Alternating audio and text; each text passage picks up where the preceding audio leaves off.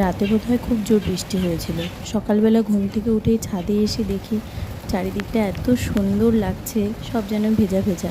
ছোটোবেলা থেকে বৃষ্টি ভেজা সকাল দেখতে আমার খুব ভালো লাগে, তাই কোনো দিকে না তাকিয়ে সোজা পুকুর পাড়ে চলে এলাম। পুকুরে বৃষ্টির ফোঁটাগুলো যখন পড়ছিল জলের মধ্যে, এত সুন্দর লাগছিল না দেখতে।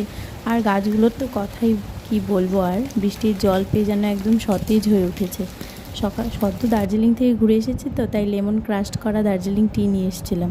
সকালবেলা সেই চা খেতে খেতে আজকের বৃষ্টি ভেজা সকালটা খুব সুন্দরভাবে উপভোগ করলাম। গুড মর্নিং সবাইকে, তোমরা কেমন আছো অবশ্যই কমেন্টে জানিও। আর তোমাদের এই বৃষ্টি ভেজা সকালগুলো কেমন কাটে, কিভাবে কাটাও তোমরা এই বৃষ্টি ভেজা সকালগুলো, কমেন্টে জানিও। আবার দেখা হবে নেক্সট ভিডিওতে। টাটা।